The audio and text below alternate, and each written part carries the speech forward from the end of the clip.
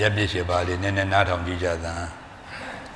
သုံးပါးဘေးရွာဆိုတော့ငရဲတလိษံပိဋ္ဌာပေါ့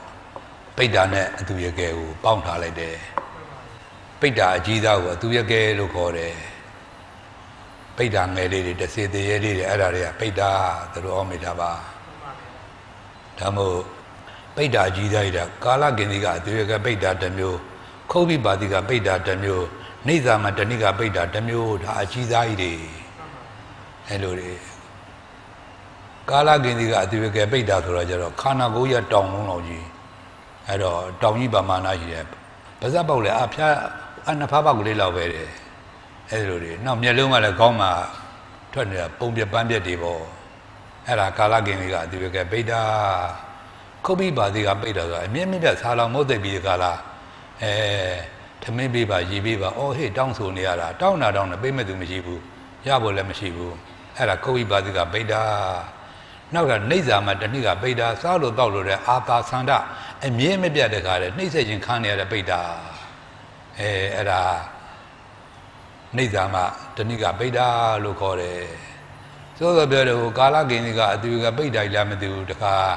ခင်းကမြေပေးမှာပက်လက်လံလဲနေတယ်အဲ့တော့ယဟန်တော်ပေါင်း60ကမနေ့အာယုန်တက်လောက်ကိုတခါတည်းဆုံးခံကြွမလို့အဲ့လမ်းနဲ့ကြွလာတော့အဲ့ပိဋ္ဌာနဲ့ဝင်တွေ့ကြတယ်တွေ့တော့ဟို60တကဟိုအကြီးအကဲမထေဖြစ်တဲ့ဘုရားအသင်ဘယ်လိုတတ်တော်လဲ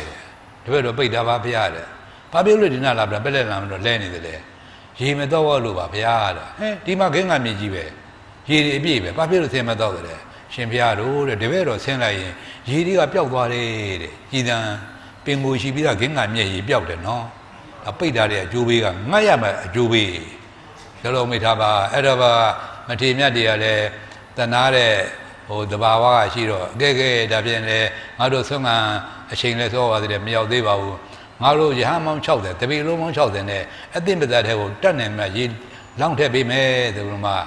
တမနဲ့ခင်းလုံးလေရဟန်းမောင်း60ခင်းကမြဲတဲ့ဂူရကောက်ကနဲ့ခါလဲခါလိုက်လောင်းပေးလိုက်ခါလိုက်လောင်းပေးလိုက်နဲ့အဲ့လိုတွေလောင်းလိုက်ကြတာ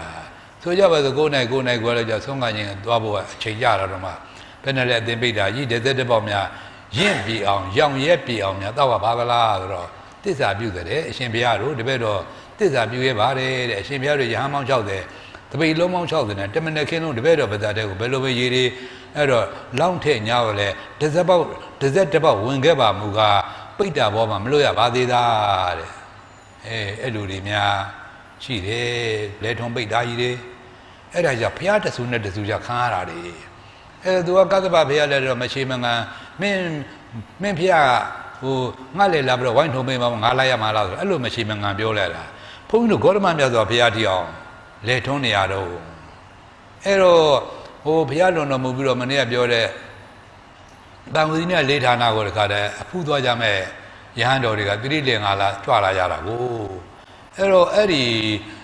ဝိဇ္ဇာတဝီတောအုပ်ကြီးတဲ့ရောက်တော့မျက်စိလဲကြတယ်မျက်စိလဲတော့အဲ့လဲထုံးပိတ်တာသွားပြီးတော့မှ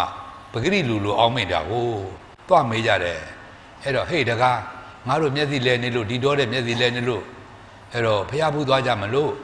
အဲ့တော့ငါတို့ကိုလမ်းမှညွှန်ပါအဲ့လိုတွေအနိကသွားပြောကြတယ်သွားပြောတော့အရှင်ဘုရားတို့မျက်စိလဲတာဘယ်လောက်ကြာပလဲတဲ့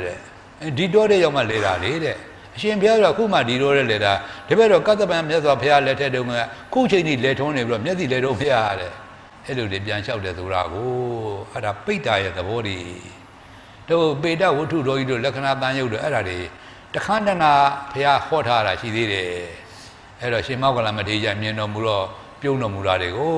ရှင်လက္ခဏာမထေရအရှင်ဘုရားဘဲကြောင့်ပြုံးပါကြလဲအေးဒီအခုမမင်းတော့ကဘုရားရှိရောက်မှမေးအဲ့လိုတွေကိုဘုရားသက်တွေထူပြီးတဲ့ကာလမှာပြန်ရှင်းရမှာကိုကောင်းကင်မှာမွေးပိတ်တာတွေတွေ့လို့တွေ့အဲ့လိုတွေအဲ့တော့25ယူနာဆိုတော့နဲ့တဲ့ရှိကြီးမဟုတ်ဘူးနော်အဲ့လိုတွေကောင်းကင်မှာကဒုက္ခအကြီးကျယ်ခံရတာကြည်တွေသေးတွေကဘလူးကဖြစ်တဲ့ကြည်တွေဟိုစွန်တွေကထိုးစိတ်ဆွဆောက်နေရတာပြေးလေလွတ်အောင်လည်းမပြေးနိုင်ဘူးအဲ့လိုတွေအဲ့တော့အာဟုသူအကျိုးပေးဆိုတော့ကတော်တော်ကြောက်ဖို့ကောင်းတယ်အဲ့တော့လွတ်ရကြွယ်ကလည်းသူတို့ခင်ဗျာမရှိချဘူးဒီလိုရင်းနဲ့အဲ့ဒါငရဲတလိတာပိတ်တာဆိုတော့အပိတ်တာနဲ့တွေ့ရခဲ့တယ်အတူတူပဲလို့အောင်မိတာပါငရဲတော့ခင်ဗျားတို့ထိုက်တဲ့လောက်လေးသဘောပေါက်ကြပါပြီနော်အဲ့တော့အရင်ငရဲကြဘယ်ငရဲကြရဘယ်ငရဲမှမတက်တာဘူးငရဲဆိုတာဆင်းရဲ ဆင်းရဲကိုဆင်းရဲလက်စားဒလက်စားမပြောင်းဆင်းရဲလက်စားမပြောင်းခံရတဲ့နေရာအဆက်မပြတ်ခံရတဲ့နေရာတွေဒါမှမဟုတ်အဝီစီငရဲကြီးရဲ့ဟိုဘာကြောင့်မအဝီစီငရဲခေါ်ရတယ်လဲတော့ငရဲဒုက္ခကြီးအကြလားအပြတ်တောက်ခြင်းမရှိခြင်းကတစ်မျိုးအဲ့တော့တစ်စက္ကန့်ရဲ့အပုံတစ်သိမ့်မလို့တပုံစာလေးတော့တက်တာဖို့ရှိပါသေးတယ်လို့အဲ့လိုပြောစရာမပါအောင်ဆင်းရဲဒုက္ခရောက်ရတယ်ဆိုတာကိုအဲ့ဒါကတစ်ချက်နောက်တစ်ခါငရဲမိလျင်အကြလားအပြတ်တောက်ခြင်းမရှိတာတစ်မျိုးအဲ့တော့ဘယ်နေရာမှာတော့ဒီအဝီစီငရဲနဲ့မှာဘယ်နေရာတော့ငရဲမိတော့လေမရှိပါဘူးလို့ပြောစရာအဖြတ်တစ်ထောက်စာမပါဘူးဆိုပဲမိဟုံတောက်တဲ့နေရာတွေပေါ့အဲ့တော့ငရဲမိအဝီစီငရဲမိပြင်းထားတယ်မော်လဲအရင်ကပြောခဲ့ပြီးကိုငါးကြီး3-4စီးတော့တဖန်းသားတို့ပေရသားတို့ညောင်သားတို့လိုဟိုအစီထွက်တဲ့အသားမျိုးတွေအပုံလိုက်ကြည့်တာအဲ့ဒီပိုးဆုံးကြီးတော့အဝီစီငရဲမိလေးချလိုက်တယ်နဲ့ကြတာနဲ့ပြားကြတာနဲ့တပြိုင်နဲ့တည်းဆိုပဲမိတောက်တော့မှမမြင်လဲရောက်တယ်နော်အဲ့လိုပြင်းတာနောက်တစ်ခါပဂရိယူဇနာတရားအကွာဝေးကခမည်းကျွတ်လို့ပဂရိလူတောက်ကိုချက်ချင်းလောင်ကျွမ်းပြီကလားပြဖြစ်သွားနေသေးတယ်တဲ့အဲ့ဒါတော့ပြင်းထန်တာအဲ့ဒါအဝီစီငရဲမိရဲ့သိုးကဘုံနေအဲ့တော့ငရဲသူငရဲသားတွေကတစ်ကြက်နေတာနော်အဲ့တော့အဲ့ဒါနဲ့ပတ်သက်ပြီးကလားဟိုမင်းတို့မင်းညာလားစကားနဲ့ကတ်တယ်နော်အဲ့တော့သူ့ဓမ္မဆရာတော်ဆိုသင်္ကသာဆရာတော်ဘာတော့ဗမောတို့အကုန်ပါကြမှာပေါ့အဲ့တော့နတ်တော်တဲ့ပြင်ဆုံးကင်ပြီးတော့မှအဲ့ဒါလေးသူစောရကတက်တယ်အရှင်ဘုရားတို့တဲ့ဘုရားဟောဒေသနာထဲမှာအဝီစီငရဲမိကငရဲသူငရဲတဲ့နဲ့ပြည့်ကြက်ညက်ပြီးတော့မှအဖျက်တစ်ထောက်စာတော့နေရာမကြံတော့ဘူးဆိုတော့တဲ့နောက်ထပ်တပည့်တို့လူကြီးကဘယ်လိုပဲအာဟုသို့အကြီးကျယ်ပြုများဆိုလဲအာဟုသို့အကြီးသမားတွေမှာရောက်တဲ့နေရာနော်တာမန်အာဟုသို့တွေကအာဟုသို့လောက်နေကတော့အပေါ်ငရဲတွေမှာတစ်ကြက်နေတာပဲအာဟုသို့အကြီးသားမှာရောက်တဲ့ငရဲအဝီစီငရဲတော်မှာငရဲသူငရဲသားနဲ့အဲ့ဒီအဖျက်တစ်ထောက်စာလောက်လစ်လက်တဲ့နယ်မရှိအောင်ပြည့်ကြက်နေတာအဲ့တော့တာမန်အပြစ်လောက်နေကြတဲ့အပေါ်ငရဲတွေဆိုစဉ်းစားကြည့်ပေါ့အဲ့ဒါမင်းတို့မင်းရကတ်တယ်နော်အဲ့လောက်တော့ငရဲသူငရဲသားပြစ်ကြက်နေတော့တဲ့နောက်တဲ့တပည့်တို့ခုချိန်မှာဘယ်လိုပဲအာဟုသို့အကြီးကျယ်ပြညာတယ်နေရမကြံတော့တာနေရမကြံတော့တဲ့အဝီစီငရဲတော့ကြာဟန်အဲ့တော့ကြာမထင်တော့ဘာဘူးဖေရဆိုတော့ရှောက်ကိုအဲ့တော့သင်္ကသာဆရာတော်ဥပမာပေးလဲကောင်းတယ်စကားလည်းတတ်တော့မောင်သင်္ကသာဖြည့်ရှင်းမအောင်ဆိုတော့သင်္ကသာဆရာတော်ဥပမာပေးနော်ကောက်ပြီတကားတော့တဲ့အဲ့တော့ပြင်တစ်ချက်ယူခဲ့ကြီးဖေရတဲ့ကဲထက်လာတော့တန်ချောင်းယူခဲ့ပြီဖေရတဲ့အဲ့ပြင်မောစိုက်လိုက်စမ်းစိုက်ပြီးဖေရတဲ့အားကောင်းတဲ့တူနဲ့ရိုက်ထက်လိုက်စမ်းတယ်ရိုက်ထက်လိုက်ပြီးဖေရတဲ့အဲ့တော့ဘယ်လိုဖြစ်မလဲတိုးဝင်သွားမှာပေါ့ဖေရတဲ့အေးတခါမပူးနဲ့တိုးဝင်သွားရမယ်တဲ့အဲ့လိုလေးဥပမာပေးတော့အဆုံးမနော်အဲ့တော့ငရဲမှာနေရာမကျန်းတော့တို့တွေရောက်တာမထင်ပါဘူးလို့မအောင်မင်းနဲ့တိုးဝင်သွားကြမှာလေဘယ်လိုလေးအောင်မိထားပါသုံးပါပဲရမြမသက်ရှိမြမဆိုတော့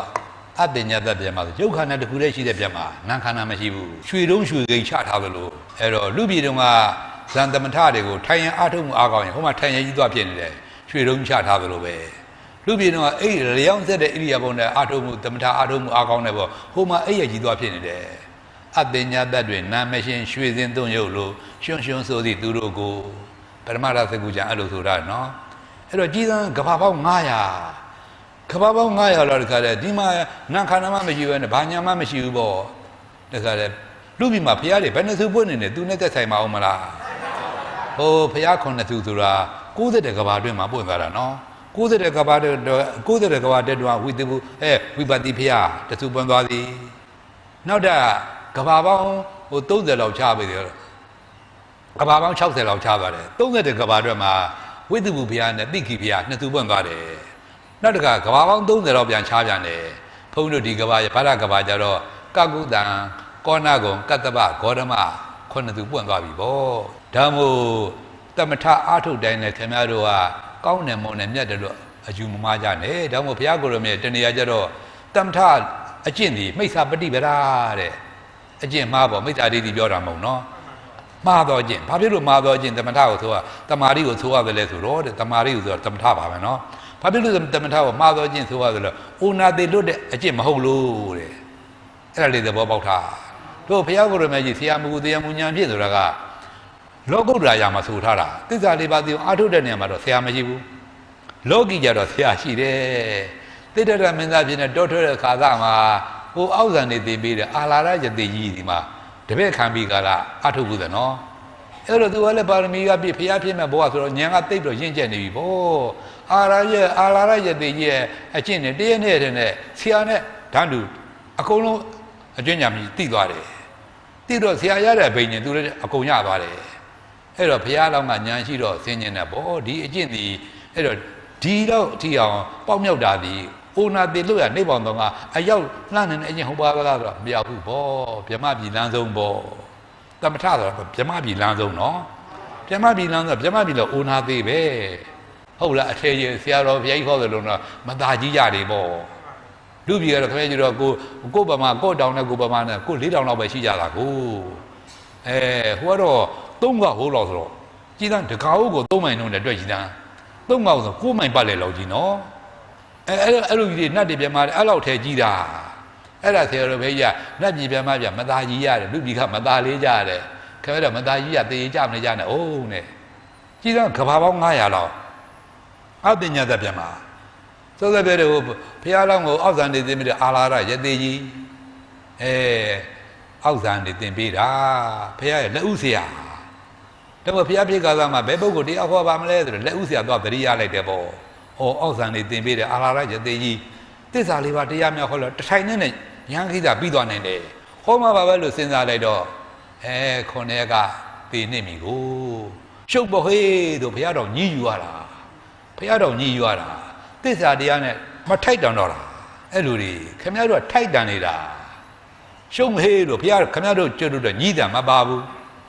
မညှိကျင်လို့ခင်ဗျားကျွတ်တမင်အမွေချန်ထားတဲ့သစ္စာလေးပါတရားဒီလိုသဘောပေါက်ထားပါအာလာရကျတိကြီးကတော့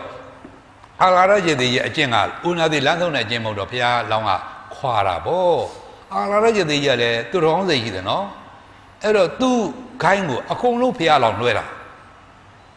သူ့ကိုယ်စားတကတခိုင်းလုံးကအကြီးမှုလုပ်ပြီးအကြီးကဲလုပ်ပြီးတော့အုပ်ချုပ်ပြီးတကားလား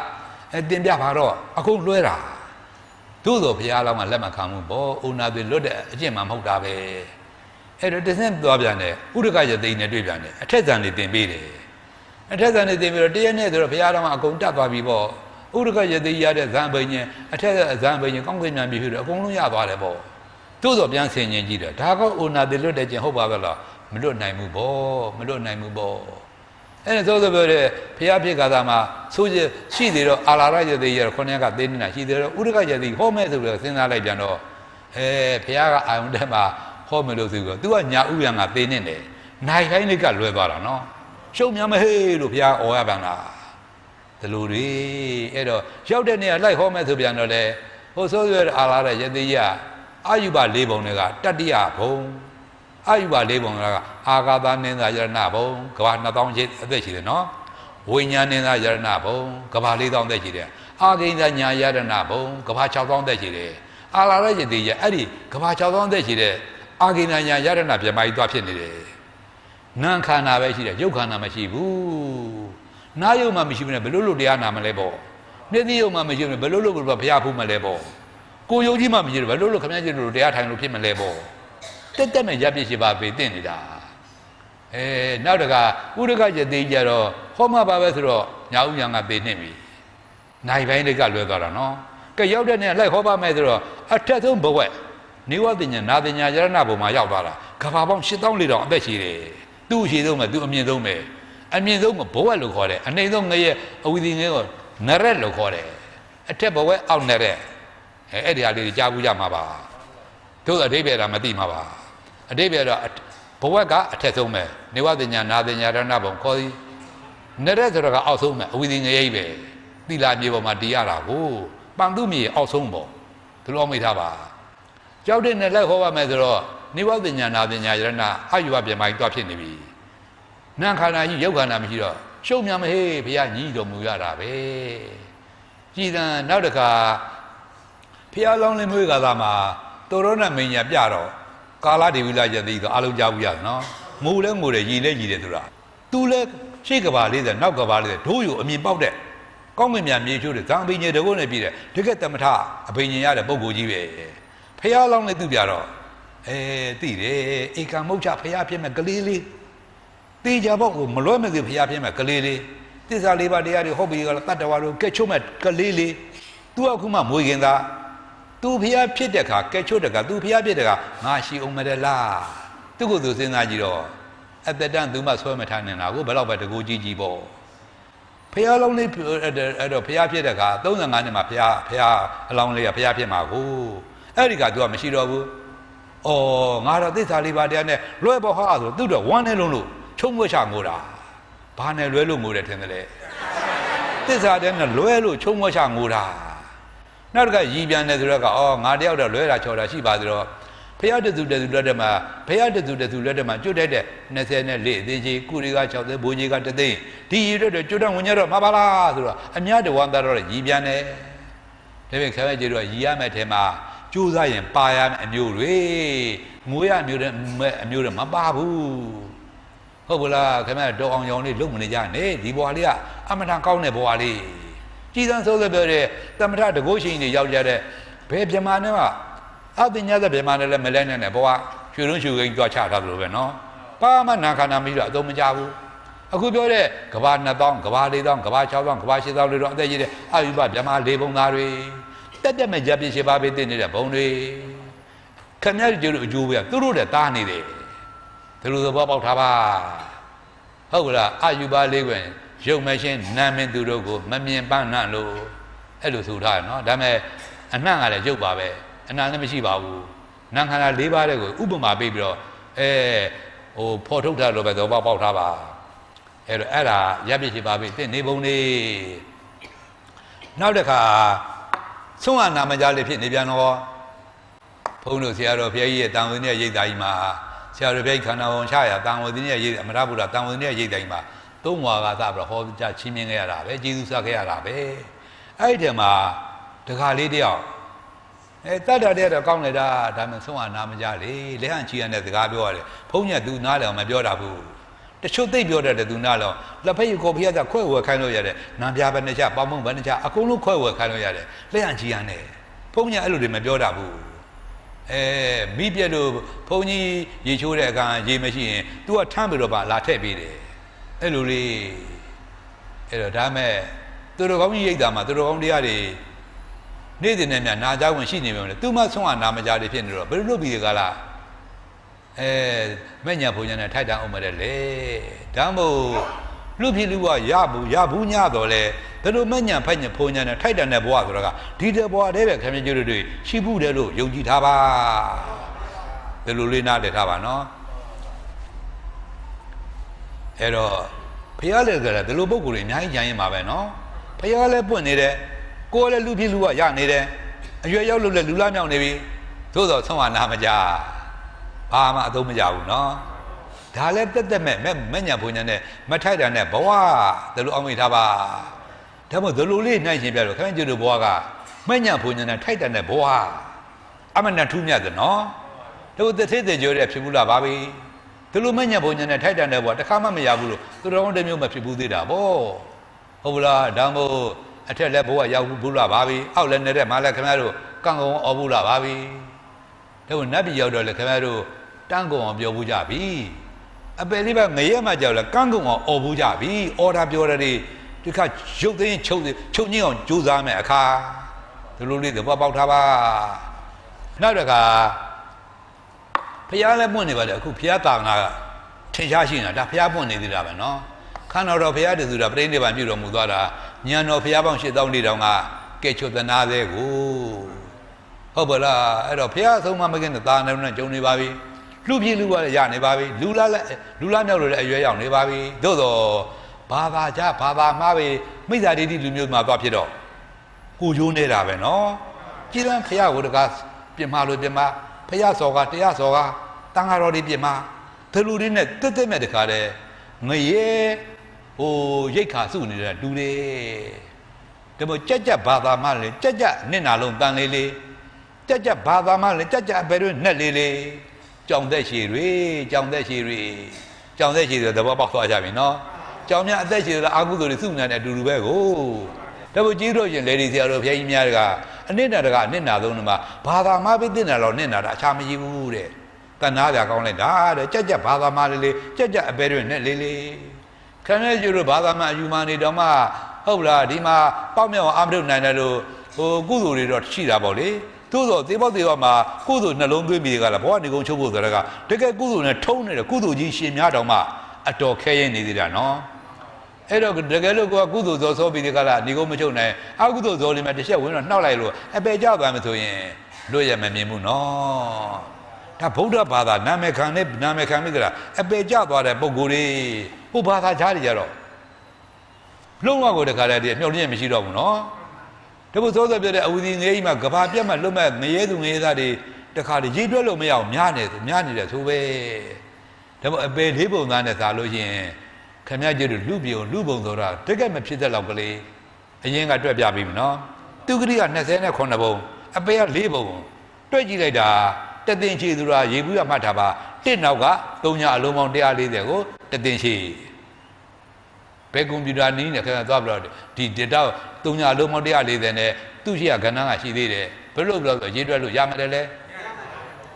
မှန်ကြည့်ရုံပဲရှိမှာပေါ့နော်အဲ့တော့အပယ်လေးပုံသားကတသင်ချီမှာသူဂရိပုံသားကတယောက်အပယ်လေးပုံသားကတသင်ချီမှာသူဂရိပုံသားကတယောက်ဆိုတော့အပယ်လေးသူဂရိ29ပုံသားတွေကအလင်းမြန်ကုန်သွားရောတယ်အပယ်လေးပုံသားတယ်မဲ့အပုံတစ်သိန်းပုံလို့တပုံတော့မရောသေးဘူးတဲ့ဘယ်နဲ့လုပ်မလဲဒါမို့အပယ်ဘဝဆိုတာဖြစ်လွယ်တယ်ဟုတ်လားသူဂရိဘဝဆိုဖြစ်ခဲ့တယ်ခင်ဗျားတို့လူဟာအမွာဘူးတော်ရှားတယ်နော်မိသုံးဖာဆိုခင်ဗျားတို့ဥယျာဉ်တရားမှာတဦးအမွာဘူးမပါပါဘူးဟုတ်ပါလားရှိတော့ရှိတာပေါ့ရှားတယ်ပေါ့ဒီလိုအောက်မိထားပါကြည်တန်းခွေးမြတ်တစ်ခါမွေးတယ်ကိုအောင်ဆယ်ကောင်းဝက်မြတ်တစ်ခါမွေးကိုအောင်ဆယ်ကောင်းဟာငါတူဆိုကြငါတက်လောက်တူဆိုကြည်တန်းအကောင်တွေပန့်ချီနေတာတယ်မဟုတ်ဘူးဖြစ်လွယ်လိုက်တာလေနော်ဘုန်းတို့ဒီရေကန်နဲ့ငကိုတော့ကဟိုဖားတွေများဥထားလိုက်တာဖားမတကောင်ဥလိုက်တာနဲ့ဖားဥတယ်ကကံရည်တစ်ပြင်းလုံးအကုန်လုံးလှမ်းသွားတယ်ဖြစ်လွယ်လိုက်တာလေဖြစ်လွယ်တယ်ပြက်လွယ်တယ်ဒီလိုတွေအဲ့လိုဘာသာမှာပဲသွားပြီးတော့ဖြစ်တယ်ပြန်တော့လေလူဖြစ်ရပြန်တော့လေတက်မဲ့ကိုချိုးနေနေတာပဲနော်အဲ့တော့ကြဘာသာမှာလေကြအပဲတွင်နဲ့လေးတော့မသိရှာကြလို့အာရဂျနံတထေးတွေချမ်းသာမှာပါလောကီလောတော့သို့တော့တဘွားတနတ်စာပဲချမ်းသာတယ်လို့ပေမင်းကကျတော့မနေဘူးခေါ်မှာမသိခင်ကသာသိရင်ပဲသွားမယ်ဟာတွေဘာမှလွမ်းစရာမရှိဘယ်အမေရိကန်တတိမှာအားကြသမ်းမလို့ဟုတ်ကလားဒါမို့သူတော်ကောင်းတွေကအားထုတ်တယ်ဆိုတာကသိပြီးကလည်းကြည့်တဲ့သုံးမကုံဆွဲမွန်ချမ်းသုံးမကုံဆွဲမကုံဆွဲမကုံချမ်းသာလုံးအားကြီးနေပြန်တော့လေကာမဂုဏ်အာယုန်တွေလိုက်စားလို့မဝနိုင်တာနဲ့ဘုရားဝေတရားဝေဖြစ်တတ်ပြန်ရောသိမွဲပြကြောင်းဆင်းရဲတွေနဲ့နေပြန်တော့လေစာအုပ်နေရနှိမ့်ဆက်နေတဲ့ဘုရားဝေတရားဝေဖြစ်တတ်ပြန်ရောဒီမဲ့မရှိမရအလဲလာစားသူတော်ကောင်းတွေနဲ့အထိုက်တန်းဆုံးခင်ဗျားတို့နဲ့ထိုက်တန်းတယ်ပဲပြောကြပါစို့နော်သူလူသူဘောပေါက်ထားပါ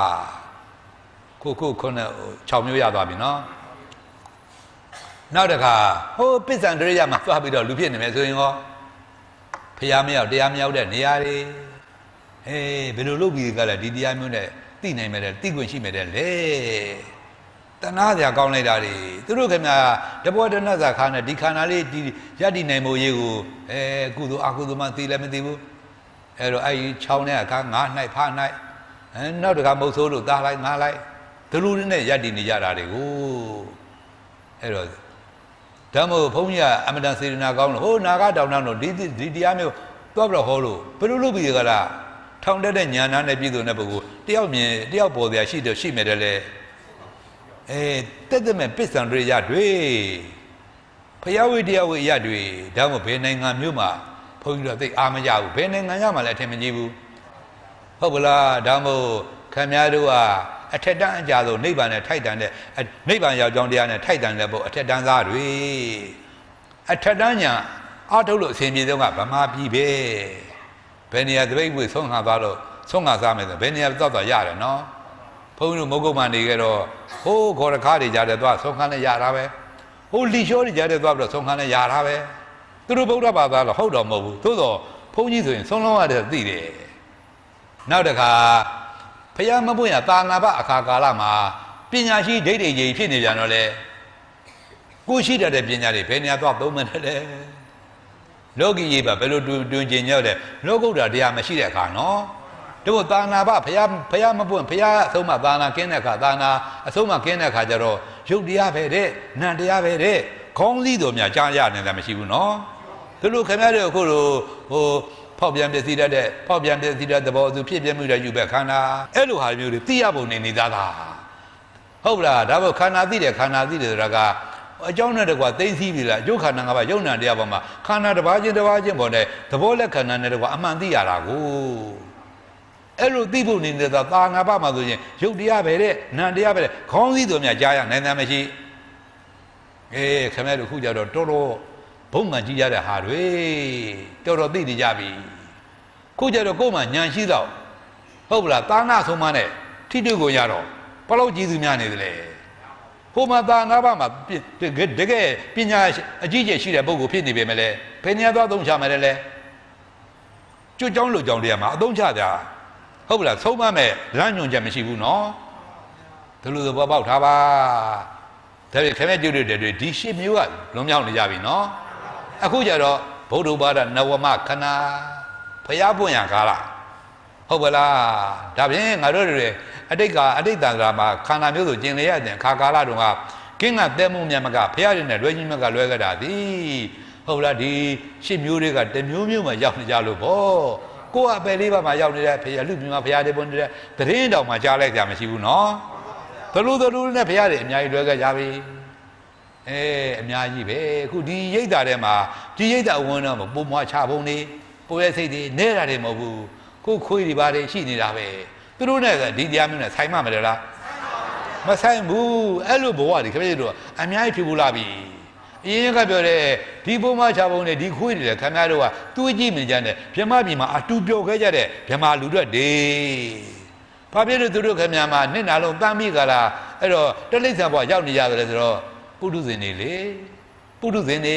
တန်တရာမဆုံးညာသေးတော့ဟုတ်ပလားသူတို့ဖျားဆုံးမှနဲ့ကင်းနေကြသေးတော့သူတို့ခင်ဗျာကိုကျိုးနဲ့နေကြတာကိုကျိုးနဲ့တလိ္ဆာတော့ကုသိုလ်အကုသိုလ်မှမသိတဲ့အဲ့တော့တတ္တဝါတွေဆိုတော့ဖေလို့ပြီကလားနောက်တော့သူဂတိဘဝပြန်ရောက်တော့မှလည်းနိုင်ရသားတွေဒါမို့ငရေကပြန်တက်လာတော့လူပြည်သူဘဝဆိုတာကချက်ချင်းမရောက်နိုင်ဘူးနော်တလိ္ဆာတဲ့ဘဝဂျားခံရသေးတယ်တလိ္ဆာဘဝရနိုင်ရသားအကုသိုလ်ကပြန်ချောက်ငရေကနှိမ့်စေလို့ပြန်တယ်တော့တလိ္ဆာနိုင်ရသားအကုသိုလ်ကပြန်ချောက်တော့ငရေနဲ့တလိ္ဆာခင်ဗျားတို့ဟုတ်လားဆုံးကြီးဆန်းကြီးဖြစ်နေတာနဲ့ဘယ်လိုပြီးကလားတို့ဘဝကောင်းလေးတကြော့တဖန်တပြန်ဒုတိယမိရနိုင်တယ်မြင်တော့မတယ်လေသလူလေးတွေညံပါဝါပဲသေးခင်ဗျားတို့ကိုယ့်ဘဝတွေကိုနှစ်မျိုးစီခြင်းလို့ဟုတ်လားရရရှာရှာပါရထားတဲ့ဒီအမြင့်မြတ်ဆုံးအထက်တန်းကြဆုံးဘဝလေးကိုခင်ဗျာထိုက်တဲ့တည်းနဲ့သူတော်ကောင်းညာပိုင်းပြီးတော့အသုံးချသေးခြင်းလို့ဖြုံးထိတဲ့လူတွေလျှော့သေးခြင်းလို့ကာမဂုဏ်အာယုန်နဲ့လိုက်စားပြီးကလားရှားရိပ်ဖွင့်နဲ့လုံးထွေးမြင်အဲ့ဒါရထားတဲ့ဘဝကောင်းလို့ဖြုံးထိပြနေတာဒါမို့လောကကြီးမှာအသုံးသမားကရှားတယ်အဖြုံးသမားတွေကအများကြီးအဖြုံးဆိုရင်ဖြုံးပြီးရင်ဖြင်းသွားတာနော်အဖြုံးပြင်းရင်အနှစ်မရှိတော့ဘူးနော်ခန္ဓာတို့ကသူတော်ကောင်းတွေကအနှစ်တည်လိုက်တဲ့ပုဂ္ဂိုလ်တွေဒါမို့ဘုရားဆုံးမသာနာအနှစ်တရား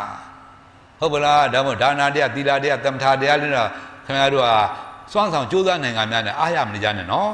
ဒီသုံးမျိုးကဘုရားမပွင့်ရင်လည်းရှိတယ်ဘုရားပွင့်လည်းရှိတယ်ကဘာနဲ့မြေသားဆိုလိုပဲအမြဲရှိတယ်ဒီတရားကောင်းသုံးမျိုးရှိလို့လေလူပြည်ဆိုတာရှိတာပေါ့နတ်ပြည်ဆိုတာရှိတာပေါ့ဗြဟ္မပြည်ဆိုတာရှိရတာပေါ့လူတွေနဲ့ဗြဟ္မာတွေဆိုတက်ခေါင်းပေါက်တယောက်မှမရှိဘူးဒါနသီလအကြောင်းပြုမြတ်လူနတ်မဖြစ်နိုင်ဘူးလူတွေနဲ့မဖြစ်နိုင်ဘူးသီလနဲ့သမထအကြောင်းပြုမြတ်ဗြဟ္မာပြည်မရောက်နိုင်ဘူးဟုတ်ပါလားဒီလူတွေနဲ့ဗြဟ္မာတွေရှိနေတယ်ဒီတရားသုံးမျိုးရဲ့ကျေးဇူးပြုချက်တွေနောက်တော့ဘုရားတွေပါရမီဖြစ်တယ်အဲ့တော့အရိယပုဂ္ဂိုလ်တွေပါရမီဖြစ်ဆိုတာဒီဒါနသီလသမထတွေကိုအထူးကြိုးစားခဲ့ရတာပဲဝိပဿနာဆိုတာကဘုရားဘုရားမှာရှိတဲ့မျိုးကိုသူတို့မိထားပါဒါမှဝိပဿနာဆိုတာကဝိပဿနာဉာဏသာနာသင်္မေညောဟောဒီဝိပဿနာသာနာတော့သိတာပေါ်တဲ့တရားသာနာပါမှာလေးသမ်းမြမကြောက်ဘူးတဲ့တရားသာနာတော့မှသိတာပေါ်လာတဲ့တရားဒီလိုသဘောပေါက်ထားပါဒါမဲ့ခင်ဗျားတို့တွေ့သည်မကောင်းရှစ်ခဏကလွန်မြောက်ပြီကလားအကောင်းဆုံးတစ်ခဏမှာရောက်နေကြပါပြီဒီပုဂ္ဂိုလ်တို့ပါရမီရှင်လို့ခေါ်တာဒီပုဂ္ဂိုလ်တွေငိုကုန်မှဘုရားကိုယ်တော်မြတ်ကြမနုဿတ္တဘောဒုံနဘလို့ခေါ်တာဟုတ်လားဒီပိဿံတွေရမှာဖြစ်တဲ့လူတွေသာနာပါမှာပညာဖြစ်တဲ့ပညာရှိပုဂ္ဂိုလ်တွေဘာသာမှားတဲ့ပုဂ္ဂိုလ်တွေဆုံးမနာမကြတွေမနုဿတ္တဘဝဒုံနဘတဲ့မပါဘူးခင်ဗျားတို့မြင်မြင်ဝဝအကုန်လုံးမနုဿတ္တဘဝဒုံနဘအောက်မိမနေကြနဲ့ဟုတ်ပါလားအဲ့တော့မိမိတို့အကြောင်းကောင်းတွေ ပေါင်းစုံညီညွတ်တဲ့ဘုံဟောဗုဒ္ဓဘာသာနဝမခန္ဓာကြုံကြိုက်လို့နေကြပါပြီကြုံလဲကြုံကြပါပြီကြိုက်လဲကြိုက်နေကြပါပြီကြုံမင်းလည်းသူကမကြိုက်ကြဘူးနော်ဘယ်လိုအောင်မေးထားပါဒါမို့တရားစစ်တရားမှသစ္စာတရားဆိုတာကဟုတ်ပါလားထိုက်တဲ့ပုဂ္ဂိုလ်မှရတာငါအထုတ်လို့ရတယ်မျိုးမဟုတ်ဘူးအဲ့တော့ပြင်းရင်လည်းဖြစ်တဲ့မျိုးမဟုတ်ဘူးဟုတ်ပါလားတန်ခါမှာတစ်ခါမှမသုံးလို့ဇောဝိရိအကုန်ဘုံတော့သုံးချနေမှရတတ်တဲ့အခါအဲ့တော့ခင်ဗျားတို့မကောင်းတဲ့ရှိခန္ဓာတွေကလွန်မြောက်အကျိုးလိုက်ကျိုးစားပြီးတော့မှအခုအကောင်းဆုံးတစ်ခဏတည်းမှာစုံစည်းတဲ့ခက်ကလေးမှာဟုတ်လားပုထုဇဉ်ကလေးကလွန်မြောက်ပြီးကြလားအရိယာပန်းနဲ့အ ਨੇ ဆုံးသောတပါအရိယာပန်းနဲ့ရောက်မှမကြိုးစားလိုက်နိုင်မှာပဲနဲ့ပုထုဇဉ်ကတိနဲ့ဘဝနေကုန်ချုပ်သွားမယ်ဆိုရင်ဝိနိပါတိကပဲသိမေးရသေးဘူးနော်ဒါပေမဲ့မကောင်းတဲ့ရှိခန္ဓာကမဲ့ညာဘုံညာနဲ့မထိုက်တတ်တဲ့ဘဝအခုခင်ဗျားတို့ကမဲ့ညာဘုံညာနဲ့ထိုက်တတ်တဲ့ဘဝဟုတ်ပါလားဒီဘဝလေးဟာဘာနဲ့မှမလဲနိုင်တဲ့ဘဝနော်နတ်တွေပြမာတွေကဖြစ်ဘူးလားပါပြီသို့သောဘယ်လိုဘဝမျိုးတစ်ခါမှမပါခဲ့လို့ဒီကျုံတဲ့စက်ကြမြင်ဖြစ်ဘူးလားပါပြီစက်ကြမြင်တာနာဘမှာဖြစ်ရတာနော်တာနာထဲမှာစက်ကြမြင်ဖြစ်ထုံသားမရှိဘူးဒါပြင်တာငါးပါးမှာဖြစ်ရတဲ့စက်ကြမြင်ကြီးရောသို့သောဒီပညာရှိတဲ့ဒူပေမှာပေါ့ဖះဆုံးမနဲ့မထိုက်တန်တဲ့ပုဂ္ဂိုလ်ဖြစ်နေမှာပေါ့ဟုတ်ပါလားဗြိတိဧကရေပြောကြမလို့တော့ဘူးနော်တထေးသေးကြီးကပြောကြမလို့တော့ဘူးနော်ဟုတ်ပါလားဖះဆုံးမနဲ့မထိုက်တဲ့ပုဂ္ဂိုလ်တွေမညံဘုံညာနဲ့မထိုက်တဲ့ပုဂ္ဂိုလ်တွေဒီပြခင်ဗျားကျတို့ကဘာယာရုစုတွေမှာဘာကုံသိမ်းမှမရှိ냐ပဲလေဘယ်တထေးသေးကြီးမှမဟုတ်냐ပဲလေဖះဆုံးမနဲ့ဖညံမညံဘုံညာနဲ့ထိုက်တဲ့ပုဂ္ဂိုလ်တွေဒါကိုမြတ်တယ်လို့ခေါ်တာတို့တွေဘာတွေနဲ့မြတ်နေပဲလဲမအောင်မင်းတဲ့မညံဘုံညာနဲ့ထိုက်တဲ့ဘွားလေးပိုင်ဆိုင်ထားတာဟုတ်ပါလားမညံဘုံညာနိဗ္ဗာန်ရောက်ကြောင်းတဲ့နာကြအာထုပ်ကိုရနေတာဒါမြတ်တဲ့အလုပ်တွေလုပ်နေလို့မြတ်တဲ့ပုဂ္ဂိုလ်တွေဒီလိုမိသားပါအဲ့တော့ကို့မြတ်ပြီးတဲ့ဘဝတွေအရှုံးမခံကြနဲ့ဒီဘဝလေးဆုံးရှုံးနစ်နာသွားမယ်ဆိုရင်ဒီမကောင်းတဲ့ရှိခန္ဓာတွေပြန်ဆင်းသွားရင်ကိုကြိုးနေကြမှာနော်ဟုတ်ပါလားဒီမကောင်းတဲ့ရှိခန္ဓာကအလွတ်မြောက်အကျိုးလိုက်ကျိုးစားပြန်ခုကောင်းအကုန်လုံးတစ်ခဏလာပြီးသလားတောင်းတင်းနေကြပြီဒီတကခင်ဗျားတို့နစ်မွန်းတဲ့အလုပ်တွေပြန်ပြီးပြီကလားမကြိုးစားကြနဲ့ကလိုလေးတွေပေါက်ထားပါရှင်းအောင်ရှင်းကြလားဒါရပြည့်ရှိပါနဲ့ဗုဒ္ဓဘာသာနဝမခန္ဓာနဲ့ကနားလည်ပြီးကျင်းလို့ပါနော်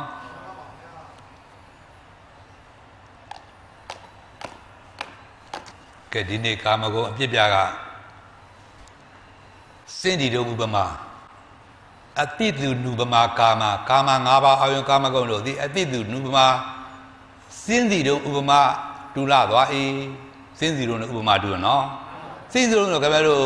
ဟိုသားတွေငါတွေတင်ပြီးကလားနှုတ်နှုတ်ဆင်းတဲ့နေရာလို့မဆိုနိုင်ဘူးလား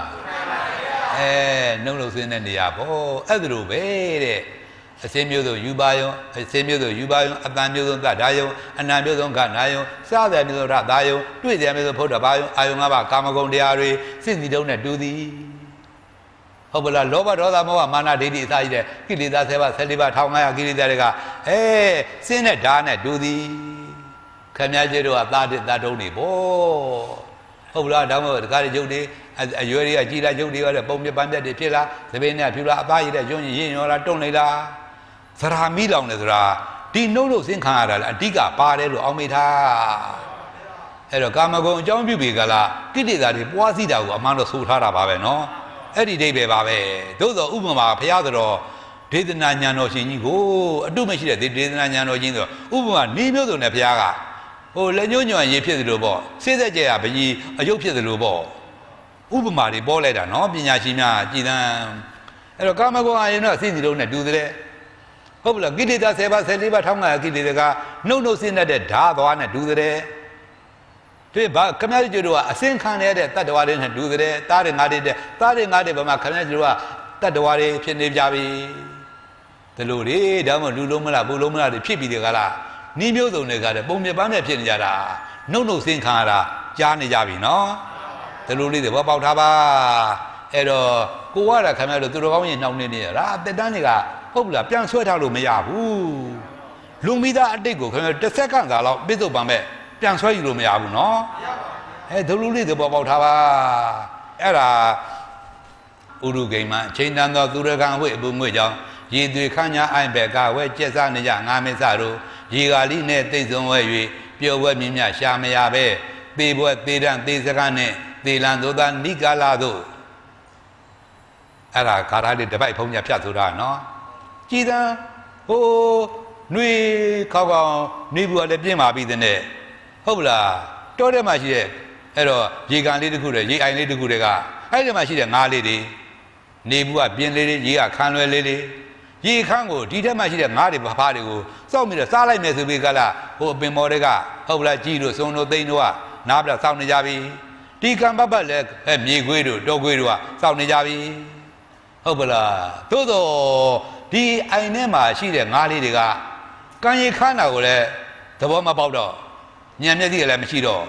ပျော်လူကောင်းနေရတယ်ဆိုပဲပျော်တာပျော်တယ်တရပြည့်တဲ့ကံရီခံလိုက်လားကံရီခတ်လေသူတို့သေဖို့နိလာလေးလေးတပည့်သူတို့ပြောတာဘာပြောဖြစ်မလဲသေကနီးပြောဘာပြော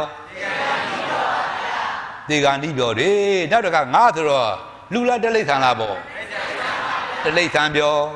သေကနီးပြောတယ်မျိုးတလိษံပြောတယ်မျိုးပြောဘူးကြပါသလားပြောဘူးပါတယ်နော်ပြောရင်ပြောနေပဲပြောသားနဲ့ပြောလဲဘယ်ဟာကဘိုးသေကနီးပြောလဲနဲ့ပြောဆုံးဘယ်ဟာဘိုးသေကနီးသေကနီးပြောတယ်သေကနီးပြောတယ်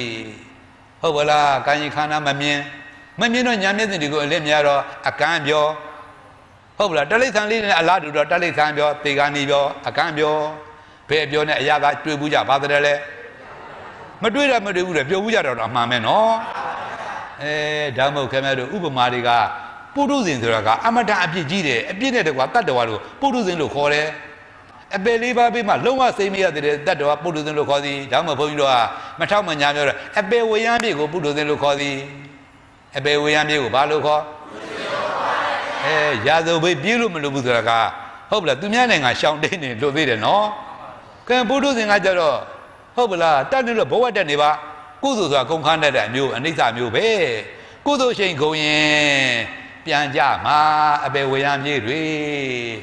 ဒါပေမဲ့ခင်ဗျားတို့အကျိုးတို့မြဲနေအင်္ဂါတဲ့ကဘုရားဘယ်လိုဟောတာအပယ်လေးပါဒီဟုတ်လားတန်ត្រာခရီးမဲ့ဆုံးတဲ့တတ္တဝါပုထုဇဉ်တွေအမြဲနေအင်္ဂါတပွဲဒီလိုမိထားပါအပယ်လူတွေဒီနတ်ပြည်ကဆင်းလာတဲ့ပုဂ္ဂိုလ်အတော်ရှားလိမ့်မယ်ပြမပြည်ကဆင်းလာတဲ့ပုဂ္ဂိုလ်အတော်ရှားလိမ့်မယ်အပယ်လေးပါခုံတက်လာတဲ့ပုဂ္ဂိုလ်တွေ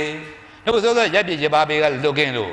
ဟုတ်လားခုဘုရားဆုံးမမကင်းတဲ့သားတိုင်းနဲ့ကြုံကြသေးမညံဘုံညံနဲ့ထိုက်တန်တဲ့ပုဂ္ဂိုလ်စိင်းနေလည်းကိုကပါနေကြသေးဒီပုဂ္ဂိုလ်တွေရည်ရွယ်ပြီးတာဘုရားကိုယ်တော်မြတ်ကြီးမနုဿတ္တဘဝဒုံလဘောလို့တမင်ဟောခဲ့တာမြင်ဘဝတယုတ်ကလားတွေမပါဘူးလို့အောက်မိထားဟုတ်လားဒါပြန်ဘုရားဆိုလိုတော်မူတဲ့မနုဿတ္တဘဝဒုံလဓမ္မဒုံလဘာထဲမှာပါခွင့်ရတာမိမိတို့ဘဝဘယ်လောက်မြင့်မြတ်နေသလဲဟုတ်လားတန်ត្រာမှာဒီတဘဝလေးပဲမြင့်မြတ်ဘူးလို့အောက်မိထားပါမြင့်မြတ်တဲ့ဘဝလေးမှာအမြင့်မြတ်ဆုံးတရားနဲ့ထိုက်တန်းနေကြပါပြီအမြင့်မြတ်ဆုံးပုဂ္ဂိုလ်ကြီးဘုရားဟောတာကတရားနဲ့ထိုက်တန်းနေကြပါပြီအဲ့ဒါမိတုတော်ခေါရမီကဥဒန်းကျူးတဲ့အခါဘုရားလျှောက်တာဗောတာတော်မြတ်စွာဘုရားတဲ့အဲ့တော့ဘုံကကြီးမားတော်မူလို့တာတော်မြတ်စွာဘုရားရဲ့တရားဓမ္မနဲ့ထိုက်တန်နာကြတဲ့တပည့်သားမြင့်တွေအမှန်တန်ဘုံကကြီးမားကြပါဘုရားတဲ့အဲ့လိုလေးလျှောက်တယ်နော်အဲ့ဒါလေးဘုန်းကြီးလိုက်ပြောညီတော့ဘုံကအကြီးမားဆုံးဖြစ်တော်မူလို့ဘုရားကိုရမကြီးအဆုံးမတော်ဆိုတာဒီဘုံရှိကံကြီးဘုံရှင်ကံချင်းများနဲ့ထိုက်တန်တယ်ဆိုပဲဘုံမဲ့ကံမဲ့ဘုံမကံမပုဂ္ဂိုလ်များလားလမမထိုက်တန်ဘူးဆိုပဲဒါဖြင့်ဒီသစ္စာတရားမျိုးနဲ့ထိုက်တန်တဲ့ပုဂ္ဂိုလ်မှလွယ်၍ကျန်တဲ့ပုဂ္ဂိုလ်ဟူများတွေဘုံမဲ့တွေကံမွဲဟုတ်ပါလားဘုံမဲ့တွေကံမဲ့တွေဘုံမွဲတွေကံမွဲတွေအဲ့လိုပုဂ္ဂိုလ်တွေဘာလို့လဲပြောကြမလဲအကန့်ပြောကြပင်ပါပေါ့ဟုတ်ပါလားသေကံကြီးပြောကြပင်ပါပေါ့တလိษံပြောကြပင်ပါပေါ့ကိုမပဲတွေပါစိတ်မအေးရသေးပဲနဲ့ဘာဖြစ်လို့ပြောတတ်ပါသလဲမပြောတတ်တဲ့ချင်းပြောနေတာအယူပြောမကောင်းတဲ့ပြောတွေအကုန်လုံးပြောမှုပါပြီနော်သူတို့ကောင်းတဲ့လေးအားထုတ်ပြီးကြလားဟုတ်လားတမာရီလေးဒီလိုဝိပဿနာဖြစ်ဖြစ်လေးချက်မြင်တဲ့ကဘာချမ်းသာတယ်မှမလဲနေတဲ့ပီတိတွေကဖြစ်လာတယ်အဲ့ဒီလိုအပျော်လေးနဲ့ပါသူတို့ကောင်းပျော်လေးနဲ့ပြုံပုံကြိုးစားမယ်အခါဒီလိုလေးတော့ပေါက်ထားကြပါဥရုခိမ်မှာအချိန်နာသောသူရကံဝိအပူငွေကြောင့်ရေသွေခညာအိုင်ဘက်ကာဝဲကျက်စားနေကြငါမင်းစားတို့ရေကာလီနဲ့သိမ့်ဆုံဝဲ၍ပျော်ဝဲမြမြရှာမရပဲသေဘွဲသေရန်သေစကားနဲ့သေလန်သောသာနိကာလာတို့ကြာလေနိလာကြပြီနော်ဒီလိုနဲ့ဘသူဖြစ်ပျောက်သွားပဲမြင်ဘဝဖြစ်ဆုံးသွားပြန်ပြီနဲ့ဒီတရင်နဲ့မကြားကြမှာဆုံးဟုတ်ဗလားလူဦးရေတွေများလေးတုတ်သားမှလူလေးစီလေးအဲ့တော့ယနေ့ဒီကဘာလုံးဆိုနေ့စဉ်ညသိနေတာတွေ1000နဲ့ဥယျာဉ်တယ်မနှဲတော့ဘူးနော်ဟိုနိုင်ငံကဝင်ပြတ်တတ်လို့သေးသွားပြန်ပြီအမေရိကန်နိုင်ငံကြီး ခေကဘာထိတ်တန့်အကြောင်းနံပါတ်1နိုင်ငံကြီးခေပြီးတဲ့ဒီမိုကရေစီတိုင်းပြည်ကြီးအဲ့တော့ဟိုကပွဲလာပါလားမသိဘူးလူထဲမှာဟို32ထပ်ကနေပြီးတော့မှဆက်သနာနဲ့ပြတာ90ကိုလောက်သေးတယ်900ကျော်လောက်ဒဏ်ရာရသွားတယ်ကြည်သာသူတို့နိုင်ငံကြီးကမလုံခြုံတော့ပါလားဘယ်မှာကားနဲ့ဝင်တိုက်သွားပြန်ပြီးသေးကြပြန်ပြီသူလူတွေကအများကြီးတယ်ဟိုအီရတ်တို့ဆီးရီးယားတို့တိုက်ခိုက်တပ်ဖြတ်နေကြတာတွေနေ့စဉ်နဲ့နောက်ဟိုဖိလစ်ပိုင်တို့တပ်ဖြတ်နေကြတာတွေနေ့စဉ်နဲ့ညသူလူတွေကအများကြီးဒီတွေကရိုးရိုး96ပါးယောဂနဲ့သေကြတဲ့ဟာတွေဘယ်သေးုံမှဟုတ်ပလားအဲ့တော့မသားမရှိတဲ့ရက်ဆိုတော့မရှိတော့ပဲနော်မန္တလေးသေးုံကြီးသွားကြည့်တာရေခဲတဲ့ထဲမှာအပြေဟိုဂျာနီကသုတ်တန်လည်းအပြေနေ့စဉ်ချနေရတာနော်ဟိုတောင်မြစ်သုတ်တန်လည်းနေ့စဉ်ချနေရတာရန်ကုန်ဆိုတော့လူအီကလည်းမြရီဝေးသုတ်တန်ဘယ်တော့မှလူနာပြတ်တယ်လူသေးပြတ်တယ်လို့အတုပါပြတ်တယ်လို့မရှိဘူးအဲ့တော့သူတို့တွေသေးနေကြတာတွေဒါလူတွေကဘုန်းကြီးပြောတာနော်ကြည်စံကြက်ငတ်တဲ့လိမ့်ဆန်နေသင်သားကြည်စံသိလိုက်ကြတာတွေခင်ဗျားတို့ဒီစကိုင်းတက်မျိုးတည်းပဲစားတော့လို့လူစကိုင်းတို့တက်မျိုးတည်းမှာရှိတဲ့လူတွေစားတော့လို့သေရတဲ့တရက်မှာကြက်အကောင်ပေါင်းရွှေဘုတက်မျိုးတည်းမှာစားလို့တော့လို့သေရတဲ့ကြက်အကောင်ပေါင်းမန္တလေးတက်မျိုးတည်းစားလို့သေရတဲ့အကြက်အကောင်ပေါင်းနေရတာမဟုတ်ဘူးနော်တပြည်လုံးစားလို့သေရတဲ့အကြက်အကောင်ပေါင်းတကဘာလုံးစားလို့သေရတဲ့အကြက်အကောင်ပေါင်းနေတာတန့်ချီဂရေချီရှိမှာလေကြည့်တော့ဝက်အကောင်ပေါင်းနွားအကောင်ပေါင်းတူးကောင်ပေါင်းစိတ်ကောင်ပေါင်းနေတာတယ်မို့နော်ဘဲအကောင်ပေါင်းနေတာတယ်မဟုတ်ဘူးသူတိုးတဲ့တောင်းနေတဲ့ဂျိုးလေးတွေခါလေးတွေဒါတွေလည်းမနေရဘူးနော်ရီထဲမှာသူခါတဲ့နေတဲ့ခါတဲ့ငါလေးတွေဖားလေးတွေရီဘူးရီမွားတွေနေ့စဉ်နဲ့မြတေးကြီးပြည့်စည်နေရတဲ့တတ္တဝါတွေကယနေ့ကမ္ဘာလူကြီးနဲ့အမျှမကဘူးအဲ့ဒီဟာတွေဘယ်လိုလုပ်ပြီးလဲကလားဟုတ်ပလားဘဝအရာတော်ပြောလို့ဖြစ်မဲ့တယ်လေဘယ်လိုလေးသဘောပေါက်ပါခင်ဗျားတို့ကဟုတ်ပလားရိုးရိုးလေးတာမန်လေးအမြင်လေးကအတွေးအခေါ်လေးကရိုးမနေကြသေးနဲ့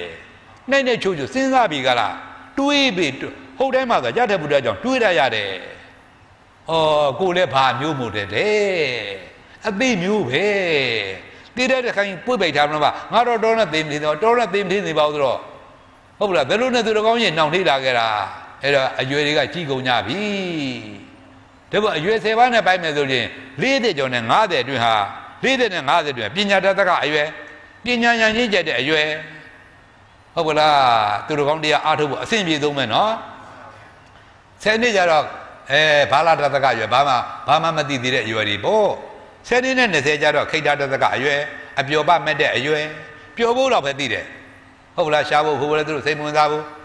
တရားရည်တော့ဝေးလို့နော်ဒီလိုမိထားပါ20နဲ့30ကြာမှာအဲ့ဒါကဝဏ္ဏတသကအရွယ်အလှနဲ့ပြည်သုံးတဲ့အရွယ်ယောက်ျားလေးပြည်သေးမင်းကလေးပြည်သေးဘယ်ရွယ်အလှဆုံးလဲ20နဲ့30ကြာပေါ့နောက်တက34ဗလတသကရွယ်အာခုံဗလနဲ့ပြည်သုံးတဲ့အရွယ်ယောက်ျားလေးပြည်သေးမင်းကလေးပြည်သေးဘယ်ရွယ်မှာအာခုံဗလနဲ့ပြည်သုံးလဲ30နဲ့40ကြာဗလတသကအရွယ်40နဲ့50ကျပညာတသကအရွယ်ပညာဉာဏ်ရင့်ကျက်တဲ့အရွယ်ဖုန်းတို့ဒီတရား35နှစ်ကစတွေ့တာနော်35နှစ်ကစတွေ့တယ်လူနဲ့3နှစ်လောက်ကြိုးစားလဲတော့သူများထဲသလောက်ဟောတာပြောတာသွားတယ်ဗောလူနဲ့ပြိဿုံမှာသင်တန်းဆရာလို့ဟိုရင်လိုက်ဟောလိုက်ဒီရင်လိုက်ဟောလိုက်3နှစ်လောက်လိုက်ဟောပြီးမှ40ပြည့်41နှစ်မှာတာနာပေါင်ရောက်လာတာပညာတတ်တကရွယ်ကိုရွေ့ဝတ်လာတာ50နဲ့60ကျတော့ဟာယနာတတ်တကအရွယ်ဘက်ဆုံးဆိုးရတဲ့အရွယ်အဲ့ဒီခါမှာသူတော်ကောင်းတဲ့လိုက်သားကျင်နေပါတယ်ဆိုတော့တော်တော်ကြီးကြိုးစားနေမှာနော်သူများတလှမ်းသွားရင်ကိုယ်10လမ်းလောက်လှမ်းနိုင်မှတော်ကားကြမယ်အခါဒီလိုအောင်မိထားပါဘက်ဆုံးဆိုးရသွားပြီအဲ့တော့60နဲ့90ကျတော့မောဟမှုတတ်တကအရွယ်တွေ့ဝေမိမောခြင်းများတဲ့အရွယ်ကြီးလေမကောင်းလေပဲနော်ဒီလိုအောင်မိထားပါဒါမို့ဥဘေးကိုမဆောင်ရဘူးအူလို့တဲ့သူတော်ကောင်းလုံကဥဘေးကိုစောင့်မနေပါသေးနဲ့ဒါပေမဲ့သူတော်ကောင်းတွေကနှောင်နေပြီကလားဆင်ကြီးတွေမျိုးစုံပေးနေတာဥဘေးစောင့်နဲ့မတူပေးဘူးလားနာဘေးစောင့်ရကောင်မရပေးဘူးလားသေဘေးစောင့်ရကောင်မရပေးဘူးလားအဲ့ဒါအဲ့ဘေးသုံးဘေးမစောင့်ရဘူး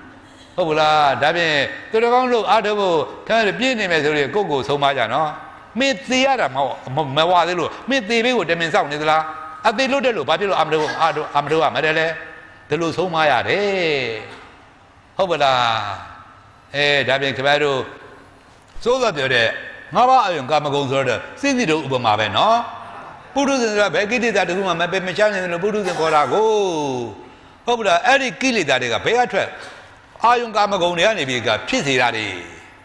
ကာမဂုဏ်အာယုံနဲ့ခင်ဗျားတို့ဓွာရ6ပါအလိုလိုက်မှပြီကလားကာမဂုဏ်အာယုံနဲ့ခွန်ဆက်နေကြလို့ကိလေသာတွေပွားစီလာတဲ့ဟာတွေအဲ့ပွားစီတဲ့ကိလေသာကဓာဗမာအာယုံကာမဂုဏ်တွေကခင်ဗျားစင်တုံးဗမာခင်ဗျားတို့ကျွတ်ပုထုဇဉ်တတ္တဝါတွေကတာတစ်ငါတစ်တွေလို့ဟုတ်လားအစင်းအတောက်ခံရတဲ့ဟာတွေဘယ်လိုလုပ်ကြမလဲလေတလူလေးတွေဘောပေါက်ထားပါကိုရတဲ့သူတော်ကောင်းကြီးမှာနှောင်နေနေခန္ဓာကိုယ်ရသေပြီးစီထိုင်းနေပြေးနေတာနော်မဆုံးမဆိုင်ထိုင်းနေပြေးနေတာအဲ့တော့ဖရာတရားစီကိုနာကြားတဲ့ပုဂ္ဂိုလ်တွေဟုတ်တယ်မျက်စိနဲ့ကွယ်အလင်းရသွားတယ်ဉာဏ်မျက်စိနဲ့ကွယ်အလင်းရသွားတဲ့ပုဂ္ဂိုလ်တွေဖရာတက်မှာပါသွားကြပါပြီသို့သောတက်တော်ဒုသုံးဖရာဆိုတော့24ပြည်ကုရိ60ဘုရားတည်းရေတွေကပြည့်မီအောင်ဟုတ်လားတဘော်တဲ့နဲ့ကြုတ်မသွားနိုင်ကြဘူးနော်ဒါမို့သာနာမွေထားခဲ့ရတာဒါသစ္စာတဲ့ထိုက်တဲ့ပုဂ္ဂိုလ်တွေတွေးကြသေးသည်ဒါသစ္စာတရားဆိုတာလူတိုင်းနားထောင်နေတဲ့တရားမျိုးမဟုတ်ဘူးတပည့်ခဲတို့ခုပြည်စုံနေကြပါပြီသစ္စာတရားခေါင်းစည်းတက်ပြီးတော့ဟောကြားတဲ့မဟုတ်ကိုဆယ်ရတော့ဘယ်ဥပနိဒေမှာလဲမြွယ်မှုမှန်းနေကြပါပြီမိမိတို့သတ္တတရားပြည့်တဲ့တရားဓမ္မကြိုးစားလိုက်မှရောက်လာကြပါပြီဒီကလည်းတဘောတစ်ခါနဲ့ကြိုးတောင်းဝင်တဲ့တရားတွေချင်းမြင်ခင်ဗျားတို့ဆုံးမနေပါပြီခင်ဗျားတို့နာကြကြည့်လို့တော့သဘောကောပေါက်ကြပါရဲ့လားဉာဏ်နာပါလို့သဘောပေါက်တာနော်ဟုတ်ပါလားမသာနာတော့လူတိုင်းပါတော့ပေါ့ခွေးတွေနွားတွေလည်းနားတွေပါတော့ပေါ့သူတို့နဲ့ဆိုင်မမလားခင်ဗျားတို့နားလေတယ်နားလေတာဉာဏ်နာပဂရိနာမဟုတ်ဉာဏ်နာအမေဘူးပဲလေကမသာနာဆရာကောဥပနိဒေအကူညီရလို့ရတာကဉာဏ်နာ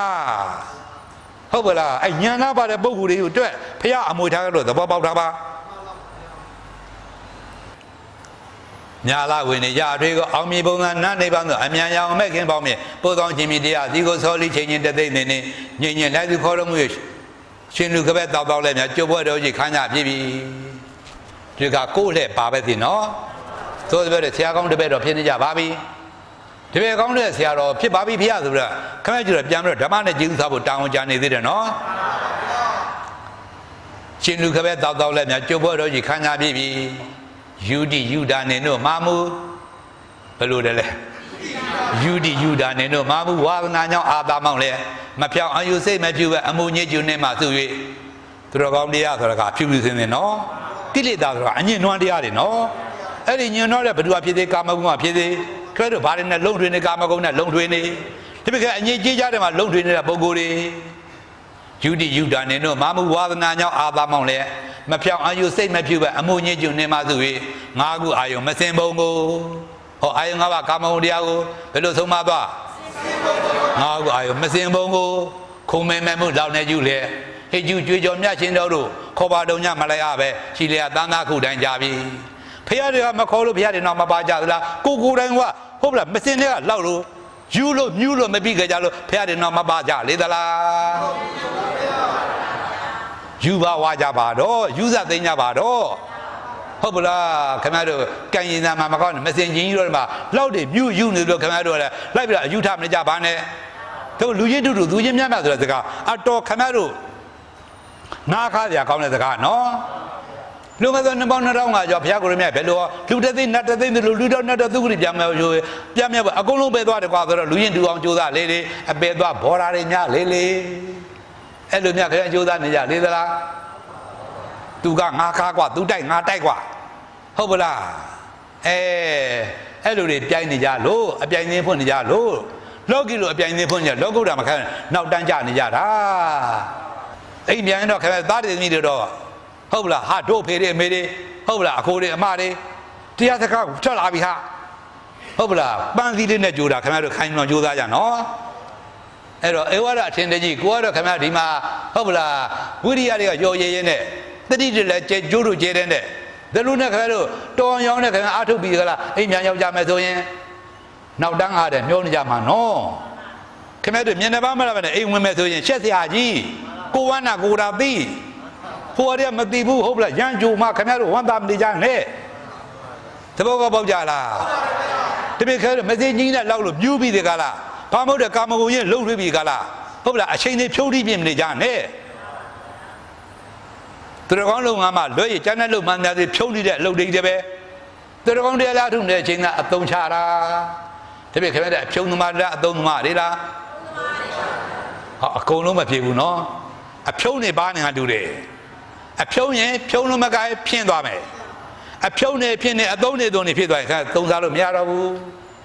ဒီလိုသဘောပေါက်ထားပါအဲ့ဒါအကြောင်းမျိုးဘုရားကိုယ်တော်မြတ်ကြီးကတိနုကူပမာကာမအာယုံ၅ပါးကာမဂုဏ်တရားတို့ဒီတိနုကူပမာမျက်ရှုမျက်မိရှုဥပမာဒူလာသွား၏အဲ့ဒါတစ်မျိုးအင်္ဂါရကာတုပမာကာမအာယုံ၅ပါးကာမဂုဏ်တရားတို့ဒီအင်္ဂါရကာတုပမာမိจิစုပမာဒူလာသွား၏ဒါအပူလောင်တော်တဲ့မှာခင်ဗျားတို့ကအေးမြတယ်လို့ရှားနေလို့ဘယ်လိုလုပ်တွေ့နိုင်မလဲပေါ့လှုပ်နေတာပူတဲ့လောင်တဲ့လှုပ်တွေသေးလေဘဝင်ဒီမှာနေချင်းပါပြီးတော့တဲ့နေချင်းနေရလိုက်မှအာကြီးနော်လှုပ်နေတာပူလောင်မို့ကြီးတယ်ပဲဒီထဲမှာပဲအေးကိုညှော်တနေရမယ်ဆိုတွေ့နိုင်မှာလားဒါပေမဲ့သူတော်ကောင်းတော်ကတကယ်အေးမြတဲ့လှုပ်ပါအပူတို့တဲ့ကိုကိုဆွဲထုတ်ရအေးမြတဲ့လှုပ်နဲ့ဟုတ်လားဟုတ်တယ်မှာဆိုခဲ